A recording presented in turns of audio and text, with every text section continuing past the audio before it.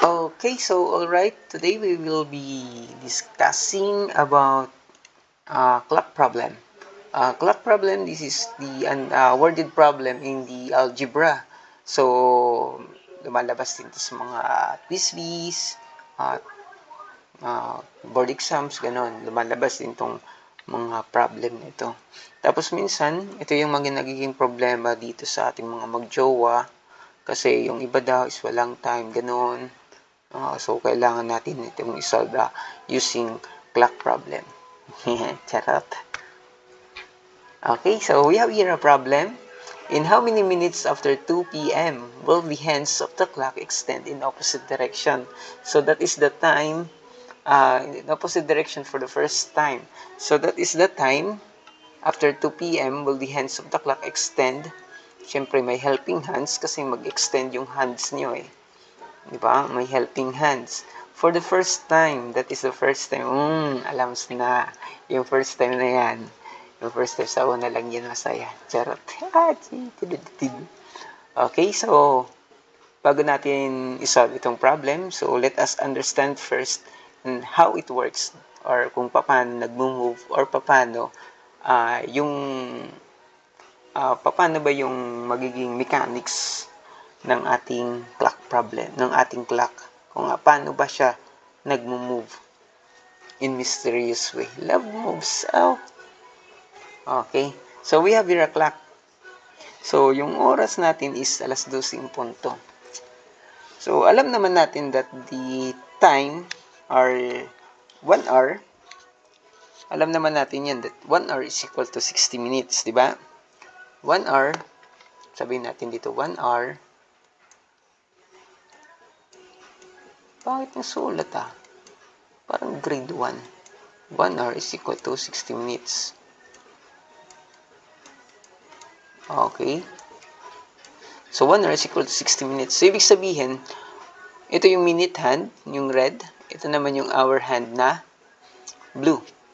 So, ibig sabihin, 1 rotation ito, yung minute hand, that is equal to 60 minutes. Tama? Diba sabi natin, this is 5 minutes, 5, 10, 15, 20, 25, 30, 35, 40, 45, 50, 55, and 60. So, ibig sabihin, 1 rotation is equal to 60 minutes. Okay? So, yun naman yung magiging rotation ng ating, paano naman yung rotation nitong blue? So, ibig sabihin dito, 1, kung ano yung mga numbers talaga na nandyan. Yun yung magiging oras din mismo natin. Okay? But of course, ganito yung nangyayari pag tumakbo na yung ating minute hand. Pag tumakbo yung minute hand, mas mabilis kasi itong tumakbo eh. Ay, hindi naman tumakbo kasi yung tumakbo, bang usapan eh, hindi naman yan kabayo. So, ikot lang. Yung ikot niya is mas mabilis compare dito sa ating hour hand. 'Di ba? Yung ikot niya, ganito yung mangyayari. So, sabi natin kanina that 1 hour is equal to 60 minutes. So, ibig sabihin, kasi yung 1 hour is naka-divide pa into 5 segments. So, 1, 2, 3, 4, 5. Naka-divide siya into 5 segments.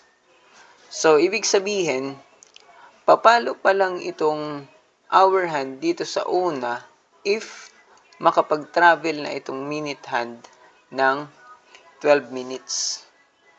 'Di ba? Ng 12 minutes. So, ibig sabihin, ganito 'yan Kasi 'di ba, papalo siya kanina pag 1 revolution, pagbalik niya dito yung minute hand, nandito na yung ating hour hand. Ganito yung nangyari diyan 1, 2, 3, 4, 5, 6, 7, 8, 9, 10, 11, 12.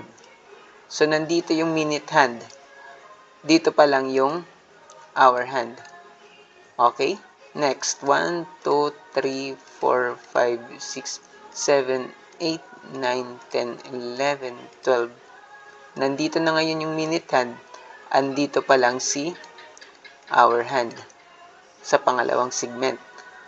Pero of course, kada transition niya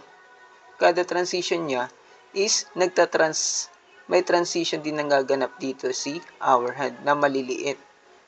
Diba? Ganun yung magiging mechanics niya. So, proceed tayo. 1, 2, 3, 4, 5, 6, 7, 8, 9, 10, 11, 12. Okay, nandito na ngayon si minute hand. Andito naman ngayon si hour hand, pangatlo. So, next, 1, 2, 3, 4, 5, 6, 7, 8, 9, 10, 11, 12. Nandito na si minute hand. Tapos, andito na si hour hand. Diba?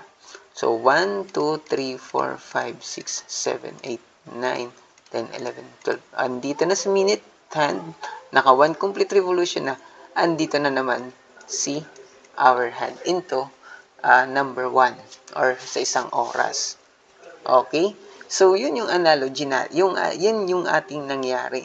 So, paano naman natin yan hahanapin or paano? Ibig sabihin kasi, ganito yung nangyari dyan eh.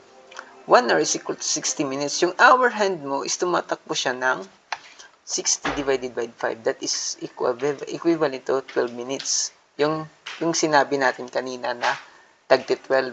Diba? Kasi naka-divide siya into 5. So, ibig sabihin, si hour hand, i-divide natin si hour hand ng kasi yung kada di ba sabi ko kanina may transition period siya na pag tumatakbo yung or umiikot yung ating minute hand, may transition na nagaganap sa kanya. Yung nagaganap niya sa kanya, dapat i-convert natin yan into minutes. So, ibig sabihin, di-divide natin yan into 12. Kasi yung minute hand natin, isiikot yan ng in X values. Itong minute hand. Yung ating naman, ito naman, isiikot siya ng X over 12. Yan. Yun yung magiging, magiging relationship. Hindi yung relationship na yung relationship ng dalawang oras. Kasi kailangan magkasundo kayo sa oras. Charot lang. Okay? So, since naintindihan na natin kung paano naging mechanics yan, i-apply natin sa ating problem kanina. So, balikan natin yung problem. Or balikan mo yung, wag na. Basta. Okay, so ito na lang. In how many minutes after 2 p.m.? So, after 2 p.m., ibig sabihin, ito yung oras natin, 2 p.m. Dito tayo mag-uumpisa sa 2 p.m.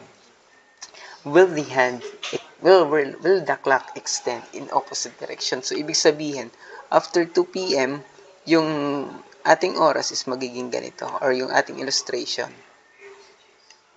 Diba? Dapat ito magiging opposite direction talaga siya. Okay? So, ganito yung may motion. So, ibig sabihin, from 2 o'clock, papalo na ngayon ng 10 minutes. Nag-go-off na siya ng 10 minutes or nakapagkuha na siya ng 10 minutes. Tapos, syempre, mag-move ito naman. Yung hour hand naman is mag-move siya ng X over 12. Kasi, of course, hindi naman siya talaga lalapat dyan eh. Hindi naman sila maglalapat. Maglalapat lang talaga ito ng eksaktong oras dito. Diba? Eksaktong talaga yung magiging oras. Pero dito is walang ganun. Probably dito sa 6. Yan. Pero dito yung pinaka-eksakto niya eh. Dito is hindi naman magiging eksakto yung oras na 3 p.m. Ito kasi lang talaga yung eksakto na 12:00 talaga. Na mag-join talaga yung kanilang mag-joint or yung kanilang arms. Okay, so dito naman is mayroon tayong X over 12. But of course, yung tinatanong dito, will the clock extend in opposite direction? So, ibig sabihin, ganito yung illustration natin. Yung ating hour hand is nandito, tapos nasa opposite direction naman yung ating minute hand. That is in opposite direction. Of course, yung travel time ni hour hand, that is in minutes. Yung unit niyan is in minutes. Naka-minutes na yan kasi kinonvert na natin yan kanina. Okay? Ganun na talaga siya, X over 12. Kasi yung X naman is the total travel time ng ating minute hand. Yan, ito na yan. Diba? The total travel time from this point. Kasi from 2 p.m. yung ating hinahanap. But of course, kahit hindi yan 2 p.m., magre-refer pa din tayo dito sa ating 12 kasi dyan tayo mas magiging convenient. Actually, pwede ka naman din mag-umpisa talaga dito kung gano'n na yung hinahanap. Pero, nasa sayo na yan. Depende na yan sa diskarte mo mamaya. Okay, so that is the value of x. That is the total travel time. Okay, that is x. So, yan, nahanap na natin. Wala na tayong problema. Yung problema na lang natin, will the hand extend? That is 180. Diba? 180 degree. Kasi may mga angles din dito sa ating clock problem. But this time, pinag-uusapan lang natin yung ating time, yung minutes. So that is 30 minutes travel time from this point. From this point, magta-travel siya ng 30 minutes papunta dito. Okay? So, ibig sabihin ngayon, we have the value of x. Yung x is ganito na siya. Ito yung x, 10 plus nito plus ito. Diba? Yan. Once na naalam mo na yan, yung illustration na yan, i-put up mo na into algebraic expression. The algebraic expression says that x is equal to 10 plus x over 12 plus 30. Tapos lipat natin sa kabila yung x over 12. Tapos i-add natin itong 10 and 30. Okay, so we have 11 over x divided by 12 is equal to 40. So, mangyayari, lipat natin yung 12 doon. Magiging 40 times 12 divided by 11. That is 480 divided by 11. That is x is equal to 43.636 minutes. Okay? So, dito wala na problema dito. Madali na to. Yung mahirap dito is so how will you analyze this one. Pero hindi na din mahirap kasi once, yung problema mo lang talaga dito is medyo dapat bilisan mo yung pagdodrawing mo. Kasi yun yung magpapatagal sa'yo dito sa problem na ito, yung pagdodrawing ng oras. Yun lang yung ano. Pero dito, wala na problema kasi once na nakaput up ka na ng equation, pwede ka nang mag-shift solve nito. Kung mabilis yung calculator mo. So, mag-shift solve ka na. Ito lang talaga yung magiging problema mo dyan. How will you illustrate the drawing? So, madali lang, mabilis lang.